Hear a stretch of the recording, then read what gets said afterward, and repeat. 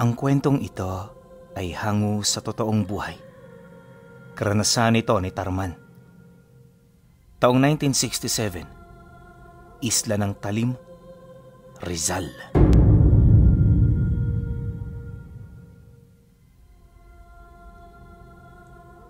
Isinilang sa isang maliit na pamilya itong si Tarman.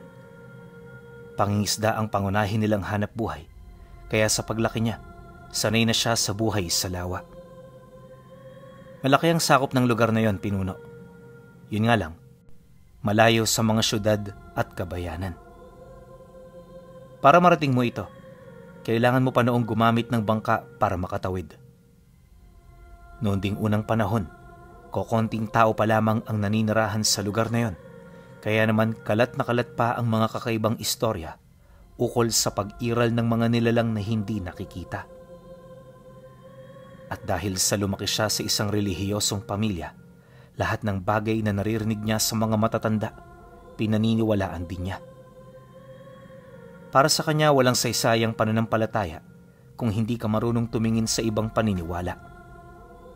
Hindi rin siya kumbinsido na tanging Panginoon lang ang umiiral sa mundo, gawa ng lahat ng bagay na nilikha nito ay pawang balanse.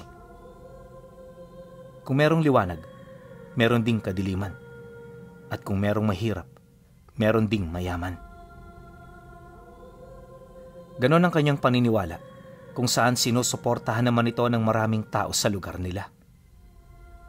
Aminado rin siya na dahil sa ganoong kaalaman, kung kaya't nagiging balanse ang buhay noon sa kanilang baryo. Nga pala, hindi ko na sasabihin kung saan sa talim ang baryo noon nila Tarman. Magpahanggang sa ngayon kasi, dito pa rin naninirahan ang kanyang mga kaapu-apuhan. At para hindi sila dayuhin ng kung sino-sino, nakiusap sila na sana'y huwag ilahad ang lokasyon nila kapag ilalapag na ang istorya. Sa pagsapit ng taong ito, nasa edad 20 anyos na si Tarman. At kagaya ng kanyang ama, isa na rin siyang ganap na mangingisda. Ipinagmamalaki niya noong wala siyang pinag-aralan, lalo pat ang mga magulang niya ay wala rin namang kapasidad na pag-aralin sila. Kaya naman imbis na itago kung sino siya, paulit-ulit niya itong inilahad sa mundo na ginagalawan niya. Hindi masama maging walang pinag-aralan. Ang masama ay yung kaisipan ng taong mataas ang tingin sa sarili dahil lamang sa nagkaroon sila ng kakarampot na kaalaman mula sa paaralan. Ngunit para kay Tarman at sa kanyang pamilya, hindi ito ang totoong karunungan. Madali kasi itong madaya ng kahit na sino, kung kaya't kailan may hindi ito magiging basihan ng totoong karunungan ng isang tao. Dagdag pa nito na, ang totoong karunungan ay hindi kayang madaya at merong kapasidad na gamiting instrumento sa kahit na anong aspeto at sitwasyon ng buhay ng isang tao. At dahil sa paniniwalang ito, kung kaya't habang bata pa sila Tarman, tinuturuan na sila ng kanilang mga magulang ng lihim na karunungan. Ang pagtuturo ng mga ito ay hindi nangangailangan ng kaalaman sa pagbabasa ng mga libro, dahil ipinapadaan ito ng mga magulang nila sa mga bagay nilang likas ng nanananahan sa kanilang katauhan. Wala rin itong pinipili sa kanilang magkakapatid, sa kadahilan ng kasalukuyan pa itong naghahanap ng bagong tagapagmana ng aral nila. Dagdag pa ni Tarman na dahil sa ganoong sitwasyon, kung kaya't may namuong kompetensya sa pagitan nila.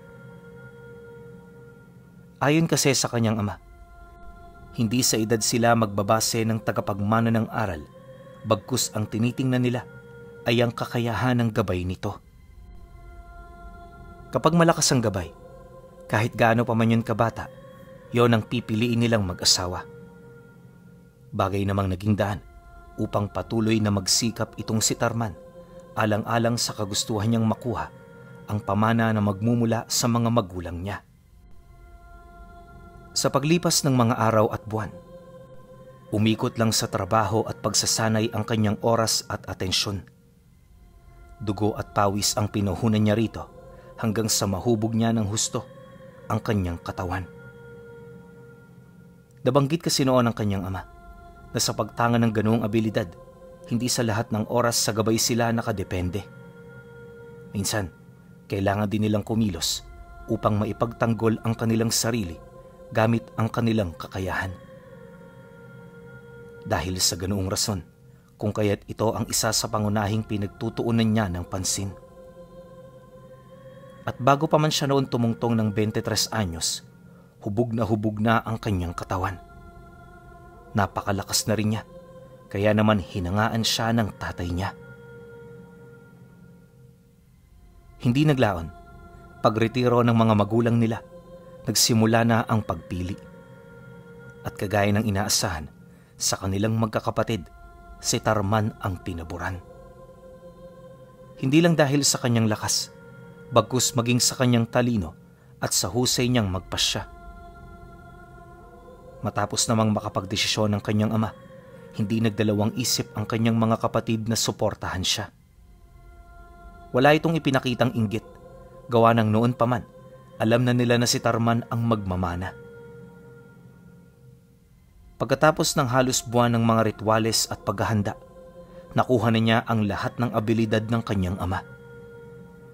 Binubuo ito ng 2 mutya at 3 agimat na pawang nakadisenyo upang magbigay ng pangkaligtasan sa nagtatanga nito. Magmula rin noong nagtangan siya ng ganoong karga, tila bang mas naging malakas siya kumpara sa dati. Mas lalo ring lumawak ang karunungan niya, kung saan dito niya napagtanto, nakatiting pa lamang pala ang nalalaman niya kumpara sa kaalaman ng kanyang ama. Dumaan pa ang mga araw, ganon at ganon pa rin ang pinagtutuunan niya ng atensyon sa paniniwalang wala siyang ibang trabahong gagampanan maliban sa pagpapalakas ng kanyang mga karga. Dahil dito, medyo nag-alala rin ang tatay niya, kaya naman nagdesisyon na itong komprontahin siya. Para kasi sa kanyang ama, sapat na ang ilang araw niyang pagliliwaliw gamit ang bago niyang abilidad. Isang gabi, nang mataong nagpapahinga siya, dito na siya nito kinumpronta. Walang takot na inilahad ng kanyang ama ang mga bagay-bagay sa paniniwalang ito ang magpapamulat sa kanya. Anak, hindi kita nilagay sa ganyang posisyon para magsanay ng magsanay lang. Kung inaakala mong sa ganyang estado lang iikot ang mundo mo, nagkakamali ka. Hindi tayo nakatira rito dahil nagkataon lang, bagkus meron tayong binabantayan. Yan ang pangunahing rason kung bakit tumanda kong antingero sa lugar na ito. Kapag gabi kung saan payapa ang mundo, may nangyayari ritong digmaang walang nakakaalam. Isang digmaan na pawang kinasasangkutan ng 2 kapangyarihan. Alam ko anak, naniniwala ka sa mga aswang. Kaya ngayon palang sinasabi ko sa iyo, kabisaduhin mo na ang mga alam mong kahinaan nila.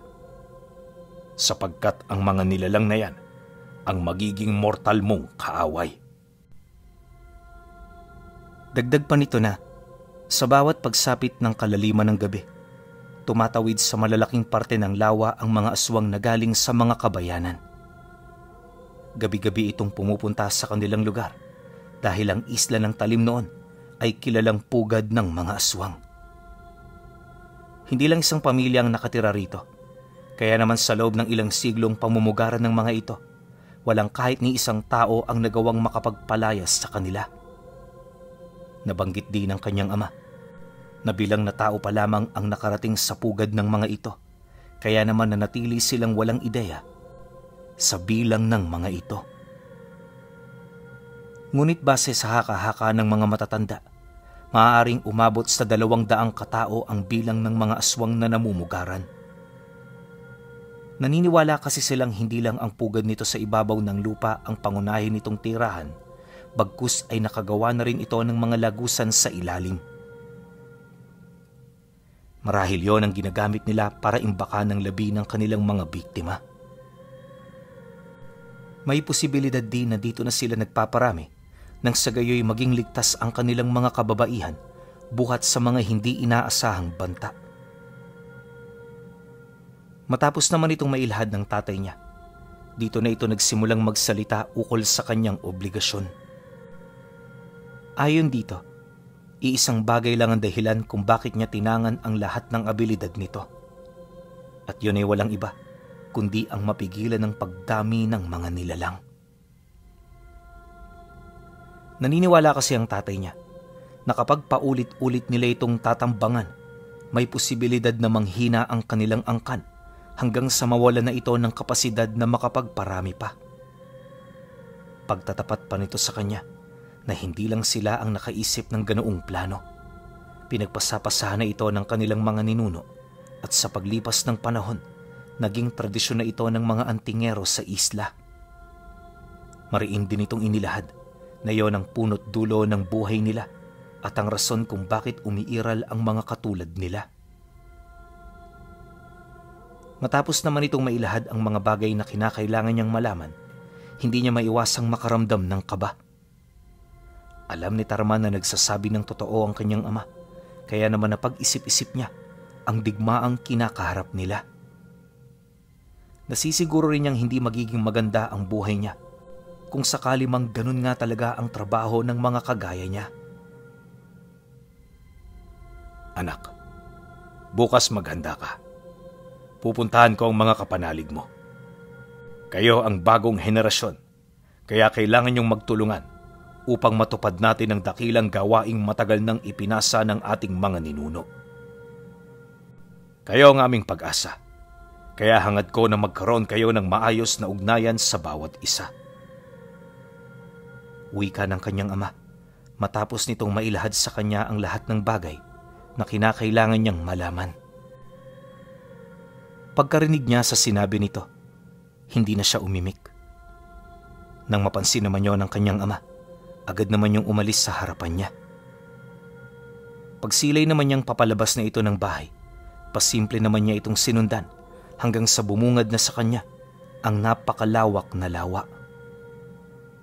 Malakas ang simoy ng hangin na nagmumula sa silangan, kaya ilang minuto lang ang lumipas, nakaramdam na siya ng antok. Hindi nagtagal, pagsilay naman niya sa kanyang ama na nakatayo sa dulo ng bakuran nila, agad naman niya itong nilapitan para sana'y magtanong. Ang kaso lang, paglapit niya, agad niyang nasilayan ang grupo ng kakaibang mga nilalang na lumilipad malapit sa ibabaw ng tubig ng lawa. Kahit napakadilim ng tubig, kitang-kita niya ang mga ito na mabilis na lumilipad papalapit ng isla. Dala ng kuryosidad, hindi siya nagdalawang isip na ituro ito sa kanyang ama. Tay, nakikita niyo ba ang nakikita ko? Ano hong mga yan? Sigurado ko, tay, hindi yan mga uri ng ibon. Gawa ng walang ibong ganyan dito. Nang marinig naman yon ng tatay niya, agad naman yung lumingon, kasabay ng pagsagot nito ng, "Yan ang mga sinasabi ko sa iyo. Itago mo yung mga karga mo para hindi mo masaktan ang mga mata nila. Huwag kang matakot, anak, sapagkat ang mga makikita mo ngayong gabi ay simula pa lang ng larangang iyong tinatahak. Maging matatag at matapang ka. Dahil sa kasagsagan ng iyong paglalakbay, kakailanganin mo yan ng sobra-sobra." Pagkasambit nito ng mga kataga, agad naman yung tumalikod at nag-umpisa ng maglakad pabalik sa loob ng bahay. Siya naman noon, tahimik na rin doong sumunod para naman makaiwas sa mga nilalang na paparating.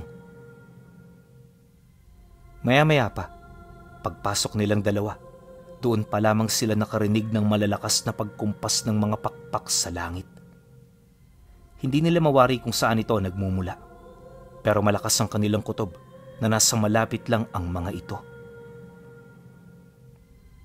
Hindi naglaon, bumalik sa katahimikan ng paligid. Nang mapagtanto naman yun ni Tarman, matyaga siyang naghintay sa mga bagay na sasabihin ng kanyang ama. Ngunit sa kasamaang palad, wala na itong binitawang salita. Kinabukasan pagputok ng araw, abala na silang dalawa sa paghahanda. Ipinagpaalam na rin ito na hindi sila sasama sa pangingisda dahil sa meron silang pupuntahang mga tao. At kagaya nga ng inaasahan, walang kahit isa sa mga kapatid niya ang nakatutol sa pasya nito. Ilang minuto pa ang lumipas, agad naman silang umalis ng bahay. Tinahak nila noon ang masusukal na parte ng isla hanggang sa marating nila ang karatig baryo. Akala niya dito na sila pupunta, pero laking gulat na lamang niya nang umusad pa sila hanggang sa marating nila ang liblib na parte ng lugar. Ilang milya rin ang layo nito sa baryong kanilang napuntahan, kaya naman halos abuti na sila ng dapit hapon sa kanilang paglalakad. Mabuti na lang, narating nila ang lugar bago sumapit ang gabi. Pagdating nila sa paanan ng bukid na ilang pamilya lang ang nakatira, dito na ipinakilala ng kanyang ama ang kanilang mga kapanalig. Akala niya noon, siya lang ang pinamanahan ng abilidad sa isla, pero nang masipat niya ang mga anak ng mga dating antingero, dito niya nalaman na sabay-sabay palang ipinasa sa kanila ang tangang abilidad ng mga ito. Habang nag-uusap naman ang dalawa, siya naman at ng 4 na binatilyong katulad niya ay nagsimula na ring magpakilala sa bawat isa. Ayon sa mga ito, sila rin ang napili ng kanilang pamilya na magrepresenta sa angkang pinagmumulan nila. Dagdag pa ng mga ito na malapit nang magsimula ang kauna-unahan nilang misyon, kaya obligado sila na maghanda. Dagdag pa ng mga ito na kahit nakakaramdam sila ng matinding pagkabahala sa kanilang mga gagawin, sadyang wala silang pagpipilian kundi ito ay maisakatuparan. Sa pagpapatuloy ng kanilang pag-uusap, dito na siya nagkaroon ng ideya sa kung gaano karami ang mga nilalang na kakalabanin nila. Pagtatapat pa ng mga ito na sa pagsapit ng susunod na buwan, magsisimula na ang panginginain ng mga nilalang. Ibig sabihin, mas dadami pa ang mga mapapadaan dahilan para mas marami rin ang kanilang makakalaban. Nabanggit din ng mga ito na yon ang buwan na pinakamapanganib sa lahat. Marami ng mga antingerong nagbuwis ng buhay sa panahong yon, kaya naman lahat sila nababahala, lalo pat mga bagong sibol pa lamang sila ng mga antingero. Nang marinig naman ni Tarman ang tungkol dito, hindi na siya umimik. Kapag ganun kasi ang sitwasyon, napakaraming katanungan ang umiikot sa kanyang isipan. Likas naman yun para sa kanya, lalo pat mahilig siyang manghula sa mga bagay na pwedeng mangyari. Matapos ang naging pag-uusap, pumasok na sila sa bahay ng kaibigan ng kanyang ama at mula roon, wala na silang ibang ginawa kundi ang makinig. Bawat bagay na pinag-uusapan ng mga ito, merong kaugnayan sa kanilang mga misyon at sa kung ano ang kanilang mga gagawin sa oras na yon ay dumating na. Kahit nakikinig lang si Tarman, abot sa kaluluwa ang kanyang takot na nararamdaman. Hindi niya kasi noon mawari kung papaano niya ito malalagpasan. Pagkatapos ng lahat ng kanilang pakay, dito na rin sila umuwi. Naging mabilis na lang ang paghatak nila noon ng daan pabalik, gawa ng hinatid sila ng kaibigan nito gamit ang bangka nitong pangisda. Sa paglipas ng mga araw, dito na siya unti-unting tinalikuran ng kanyang ama sa kung ano ang mga gagawin. Ayon dito, napakasimple lang ng kanyang mga gagawin. Kapag gabi magbabantay siya sa tahimik na parte ng bukid kung saan kalimitang dumaraan ang mga aswang. Matagal na rin itong pwesto ng kanyang ama, kaya naman marami na yun doong kagamitang naiwan. Dagdag pa nito na, sa mga gabing paparating, susubukan lang niyang pumatay ng aswang sa abot ng kanyang makakaya. Inilahad din nito sa kanya na wag siyang mag-aalangan at hanggat maaari, iwasan niyang makaramdam ng takot para sa kanyang sarili at para sa kanyang pamilya. Kailanman kasi hindi sila matutunto ng mga nilalang kahit subukan pa sila nitong hagilapin. Ngunit ibang usapan na kapag aksidenteng nadakip ng mga ito si Tarman. Sa pamamagitan niya kasi, pwedeng malaman ng mga nilalang ang kinaroroonan ng kanyang mga kadugo at mga kapatid sa paniniwala. Ito ang malimit nila noong iniiwasan upang masigurong hindi mapapatid ang paniniwalang ilang siglo na nilang pinanghahawakan. Matapos naman itong ilahad ng kanyang ama, agad naman siyang pumunta sa bukid na itinuro nito sa kanya. Pagdating niya sa lugar, bumungad sa kanya ang isang lumang kubo, kalakip ng mga antigo na nitong gamit. Sa unang tingin mukhang wala na itong pakinabang, pero nang malapitan niya ito, doon niya napagtanto na napakatibay pa nito. Kabilang sa mga kagamitang nadatnan niya ay yung malaking lambat na inilalagay sa malaking tirador upang makabitag ng mga lumilipad na aswang. May mga inilatag din itong matatalas na tuod sa ilalim ng puno, kasama nung mga kagamitang nilalagyan ng mga asin at bawang. May mekanismo itong ginagamit para pumutok ito sa sandaling dumaan na sa himpapawid ang mga nilalang. Ayon pa kay Tarmana, dahil sa kanyang mga agimat, hindi na siya nahihirapang isaayos ang mga bitag. Pagsapit ng gabi noong mismong araw, bitbit ang isang maliit na lampara, matyaga siyang naghihintay sa labas ng kubo. Bagaman wala pang nangyayari, napakalakas na ng pintig ng puso niya, dala ng matinding pagkagalak. Aminado kasi siya noon na hindi na siya makapaghintay para makita ang resulta ng mga bagay na inihanda niya. Ilang minuto pa ang lumipas, dito niya na nasilayan ang kumpol ng mga nilalang na mabilis na binabaybay ang ibabaw ng tubig.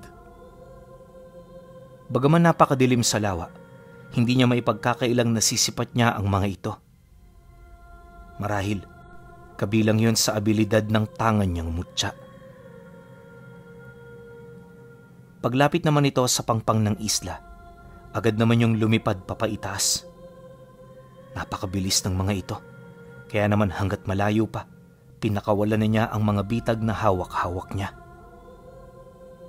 Pagbuka naman ito sa ere, agad namang nakadakip ang kanyang lambat ng 3 aswang. Nagawa rin niyang mahilo ang 6 sa mga ito, dahilan para lumagpak yun sa lugar na ilang metro lang ang layo sa kanyang kinaroroonan. Pagsilay naman ni Tarman sa mga nilalang, hindi na muna niya pinagtuunan ng pansin ng mga aswang na naroon sa lambat. Sa kapal at tibay kasi nito, nakakasiguro siya na hindi ito basta-bastang matitibag kahit gamitan pa nila yon ng hindi pangkaraniwang lakas. Naisip din niyang banta sa kanya ang mga nilalang na lumagpak, kaya ito ang kinakailangan niyang unahin. Di nagtagal, nang marating niya ang kakahuyan, dito niya nakita ang naiwang bakas ng mga ito. Halos magkalasog-lasog noon ang maraming puno na animoy dinaanan ng napakalakas na bagyo. Matapos naman niya itong masilayan, nagpatuloy siya sa pag-usad hanggang sa dito niya nakita ang isang aswang na hirap ng tumayo. Bukod kasi sa nagtamo ito ng malubhang pinsala sa may bandang tagiliran, halos maputol na rin ang kanan nitong braso. Pagsilay naman ito sa kanya, imbis na humingi ng tulong, bigla itong umatungal sabay sunggab sa kanya. Akala ng nilalang, matitinag siya nito buhat sa malademonyo nitong anyo, pero pagsilay niya roon ng malapitan, hindi siya nagdalawang isip na humugot ng sundang. Walang awa niya rin tong pinagtatataga sa ulo hanggang sa maramdaman niya ang pagbiyak nito. Matapos ang pangyayari, agad naman siyang nagpatuloy sa paglalakad hanggang sa dito niya nakita ang iba pa. Upang masiguro na hindi siya mapagtutulungan ng mga ito, ora mismo niya itong pinagpapapatay hanggang sa mawala na ito ng buhay. Kalaunan, nang malipol na niya ang lahat ng banta, bumalik siya sa kinaroroonan ng lambat. Gamit ang tigalpo, pinatulog niya ang mga ito upang malaya niya itong maitali sa puno. Matapos niya itong gawin, dito niya na ito sinimulang pahirapan sa abot ng kanyang kagustuhan. Likas na para kay Tarman ang pagiging brutal lalo na sa mga nilalang na alam niyang walang kalaban-laban sa kanya. Dumaan pa ang mga araw, ganon at ganon ang kanyang ginagawa. Sa sobrang pagkaabala, hindi na siya gaanong nakakauwi sa kanila. Wala namang reklamo dito ang kanyang ama, lalo pat nauunawaan nito ang kanyang trabaho. Ayon sa kanya na, noong naranasan niya ang ganoong sitwasyon, napagtanto niya na hindi naman pala ito ganon kasama. Yun ang akala niya. Dahil wala siya noong kaide-ideya na kagaya nila, marunong ding mag-isip ang mga kalaban nila. Hindi naglaon. Sa dami ng mga nilalang na kanilang kinalaban, unti-unti niyang napapansin na para bang lumalakas ang mga ito. Dahil sa pangyayari, medyo naalarma na siya, gawa ng bawat gabing dumaraan tila bang mas nahihirapan na siyang pumatay ng aswang. Nang marinig naman ito ng kanyang ama, maging ito man ay hindi makapaniwala sa mga sinabi niya. Aminado rin kasi itong bago ang ganoong pangyayari, kung kaya't di ito nagdalawang isip na utusan siya na wag na munang bumalik. Dagdag pa nito na, hanggat hindi nila nalalaman ng sitwasyon, mas mainam na maging maingat sila. Nang marinig naman yun ni Tarman, nagkaroon siya ng kapanatagan sa sarili niya. Alam niya kasi na tama ang desisyon ng kanyang ama, kaya hindi siya nagdalawang isip na ito ay sundin. Matapos ang kanilang pag-uusap, bumalik siya sa dati niyang gawain. Marami mang nangyayaring kakaiba, pinili niya pa ring maging panatag hanggang sa meron silang natanggap na ulat ukol sa mga kapatid niya. Unang parte pa lamang ng ulat, nabasa na ng tatay niya ang nangyari sa mga binatang kakabahagi pa lamang ng karunungan ng pamilya nito. Base sa kwento ng amang nagpadala ng liham, nadatnan nila ang kanilang mga anak sa pwesto na walang buhay. Lasog-lasog ang buong katawan nito, tapos wakwak ang kanilang mga tiyan. Wala na rin itong laman loob at kasalukuyang nawawala ang kanilang mga kamay, binti, dila at mga mata. Sino man ang nilalang na kumuha ng parte nito, may kutob sila na nag-iingat lang ito sa mga posibilidad na maaaring maging daan upang matunto ng kanilang pagkakakilanlan. Nabanggit din sa sulat ang pangumusta nito sa kanya, gawa ng nag-aalala rin ng mga ito na may nangyaring masama sa kanya. Nang marinig naman ito ni Tarman, ora mismo napawi sa kanyang kaluluwa ang kagustuhan niyang bumalik sa lugar na ipinamana ng kanyang ama. Niisip niya kasi na hindi rin malabong mangyari ang lahat ng yun sa kanya sa oras na bumalik siya doon ng nag-iisa. Bagaman takot na, sinubukan niya pa ring maging mahinahon alang-alang sa desisyon ng tatay niya. Ilang minuto pa ang lumipas. Nang mabasa na nito ang kabuuan ng ulat, bahagya naman yung napasilay sa kanya. Hindi pa man yung nagsasalita, ramdam na niya ang kagustuhan nitong manatili siya sa kanilang tahanan. Nang mapansin naman niya ang tungkol dito, ipinagpaunan na niya ang kagustuhan niyang bumalik sa pwesto. Anya, kung hindi niya ito gagawin, iisipin ng mga nilalang na mahina sila. Ayaw naman niya itong mangyari, lalo pat magiging kahiya-hiya sila sa kanilang mga ninuno. Anak, hindi mahalaga ang kahihiyan. Ang importante ay ligtas ka. Wala akong pakialam kung mabigo ka sa iyong misyon. Basta ang mahalaga, manatili kang buhay alang-alang sa iyong mga kapatid. Ayokong dumating ang araw na nasa harapan ako ng labi ng anak ko. Kayo ang susunod na henerasyon ng ating pamilya. Kaya nakatadhana kayong magpatuloy kahit kami ay wala na. Pero tay, sa mga ganitong sitwasyon, kailangan kong kumilos. Huwag kayong mag-alala. Hindi ko kayo bibiguin. Nang marinig naman ito ang kanyang sinabi, hindi ito nakapagsalita pa. Marami itong gustong sabihin pero sapat na ang mga narinig nito para tuluyan niyong manahimik. Nag-aalala man, pinili nitong magtiwala sa kanya. At sa pagsapit ng gabi noong mismong araw, matapang siyang bumalik. Walang kaide-ideya sa paparating na panganib. Inakala niya na simpleng aswang lang ang kanyang makakaharap. Pero nung lumalim na ang gabi, dito niya nakita ang isang bukod tanging aswang na lumilipad sa ibabaw ng tubig ng nag-iisa.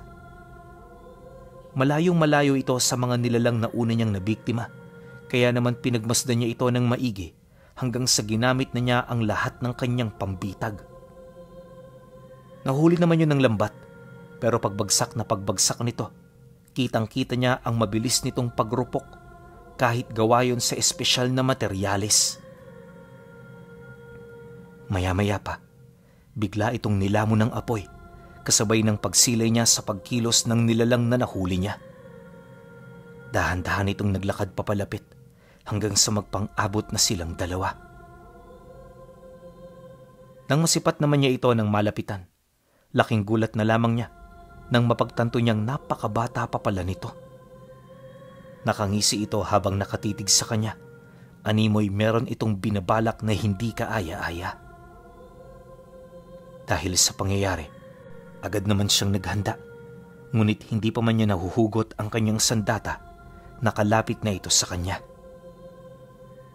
Paghawak nito sa kanyang mga armas, bigla itong nag-init, kaya naman wala siyang magawa kundi bitawan ang mga ito. Kahit yung medalyon niya, nabitawan na rin niya, gawa ng ang pakiramdam niya malalapnos nito ang kanyang katawan. Dahil sa pangyayari, nagmamadali naman siyang umatras mula sa kinaroroonan ng nilalang. Ngunit kagaya ng una nitong ginawa, mabilis pa rin itong nakalapit nang hindi niya inaasahan. Nang mapansin naman niya ito, hindi siya nagdalawang isip pa na makipagbuno.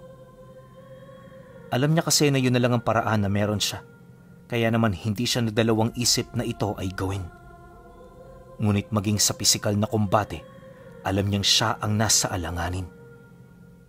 At habang tumatagal ang pagbubuno nila, unti-unting nababaling ang kanyang atensyon sa kung papaano niya matatakasan ang nilalang na yon. Halos makailang beses na rin niya itong pinag-isipan ng mabuti hanggang sa magtamo na siya ng iba't ibang pinsala sa katawan. At sa harap ng hindi maiiwasang pagkatalo, isang bagay lang ang pumasok sa kanyang isip at ito ay walang iba kundi ang tumalon sa lawa. Walang sabi-sabi, agad siyang kumaripas ng takbo patungo sa matarik na bangin kung saan ang kalalagpakan nito ay ang malalim na parte ng tubig. Habang tinatahak niya noon ang daan, iisang bagay na lamang ang kanyang nasa isip at ito ay walang iba kundi ang muling makita ang kanyang pamilya. Pagpailalim niya sa lawa, nagtagal siya dito ng ilang minuto habang dahan-dahang lumalangoy papalayo. Literal na nakipagpatintero siya noon sa aswang hanggang sa bigla na lamang itong nanawa sa kanya. Sa hindi kasi malamang dahilan, parang takot na takot ito sa tubig. Bagay na kanya namang ginamit para matakasan ito ng buhay. Kinaumagahan, nadatnan siya ng mga kababaryo nila sa dalampasigan na nag-aagaw buhay na. Anya, kung nataon ngang nahuli yon sa pagdating, paniguradong wala na itong aabutan pa. Magmula noong nangyari sa kanya ang ganoong bagay, di na siya nangahas na bumalik. Nailigtas niya ang 2 buhay na mutya, ngunit hindi ito nangangahulugan na may tsansa pa siyang makaganti sa nilalang. Dahil sa kanyang pasya, dito na tuluyang napatid ang pinaglalaban ng mga ninuno nila. Napagtanto kasi noon ni Tarman na sadyang maunlad at makapangyarihan na ang mga aswang. Magpahanggang sa ngayon, nananatiling palaisipan sa buong angka nila kung patuloy pa rin bang lumalaganap ang tahimik na digmaan sa Isla ng Talim.